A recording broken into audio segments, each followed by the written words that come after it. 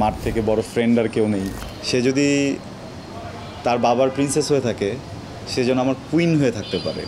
জীবনে বেঁচে থাকার জন্য বিয়েটা জরুরি। হ্যাঁ, বিয়েটা করে সুন্দরভাবে সংসার করার জন্য অনেক কিছু জরুরি। এই প্রত্যেকটা জরুরি জিনিস যখন চলে আসবে আমার জীবনে, তখন বিয়ে জরুরিটাও পরিপূর্ণ হয়ে যাবে। কারণ আমি একটা মানুষকে আমার ঘরে আনবো, ঘরে আনার পরে আমি চাই তার জন্য কখনো এক মুহূর্তের জন্য এটা মনে না হয় সে নিজের ঘরে নাই, তার জন্য কখনো এটা না মনে হয় যে সে ভালো নাই, তার জন্য কখনো এটা না মনে হয় তার হাজব্যান্ডের কাছে সে সবসময় যা কিছু চেয়েছিল তা পাচ্ছে না। হ্যাঁ, সে যদি তার বাবার প্রিন্সেস হয়ে থাকে, সে যেন আমার কুইন হয়ে থাকতে পারে। এই জায়গাটা যতদিন না পর্যন্ত এনশিওর করতে পারছি, ততদিন পর্যন্ত ওই জায়গাটা এনশিওর করার জন্য স্ট্রাগল করে যাব। যেদিন কমপ্লিট হয়ে যাবে সেদিন নিয়ে আসবো। আমার জীবনটা এরকম না। আমার জীবনটা হচ্ছে কি, আমি আমার মতো করে চলি। আমার যদি কখনো কোনোটা বলতে ইচ্ছা আমি বলি, না বলতে ইচ্ছে হলে আমি বলি না। খুব বেশি লুকাচুরির জীবন আমার না। হ্যাঁ, আমার জীবন হচ্ছে বলিনার জীবন। তো ওইখান থেকে আমি তো ওই যে এরকমই ছিলাম, এরকমই আছি, এরকমই থাকবো, আর বাকিটা যে যার মতো করে ধরে নেয়। ওইখানেও আমি বেশি একটা চাপ দিই না কাউকে। হ্যাঁ, এটা যার যার ব্যাপার।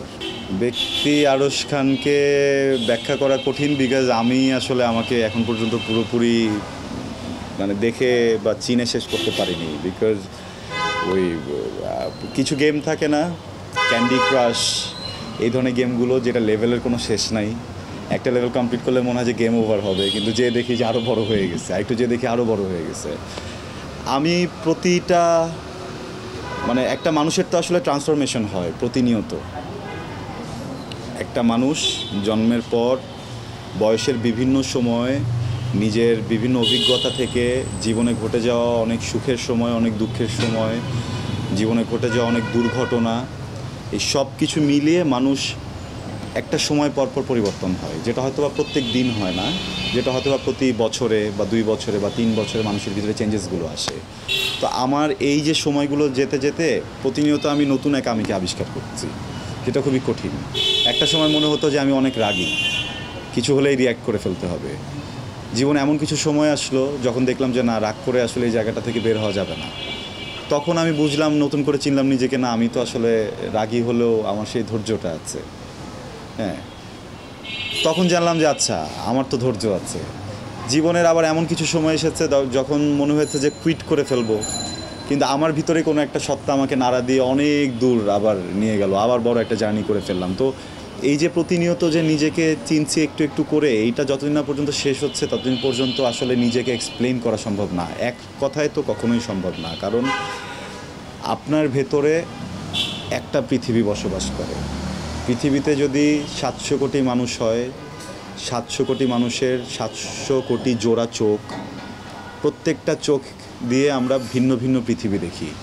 আমাদের পয়েন্ট অফ ভিউ আলাদা, আমাদের মতবাদ আলাদা, আমাদের চিন্তা ভাবনা আলাদা, এত কিছু যেহেতু আলাদা, আমাদের এই যে ফিঙ্গারপ্রিন্ট, থাম্বের, এইটা পর্যন্ত আলাদা, চোখের রেটিনা পর্যন্ত আলাদা, কোনো কিছুই আসলে কারোর সাথে কারো ম্যাচ করে না। এই জন্য আমি মনে করি যে এই 700 কোটির পৃথিবীতে আমার ভিতরে যেই পৃথিবী আছে বা যেই পৃথিবীর মাঝে আমি আছি, এই জায়গাটা এক্সপ্লোর করতে আসলে এক জীবন চলে যাবে। এটাকে আপনি কোনোভাবেই এক কথায় নিজেকে প্রকাশ করতে পারবেন না।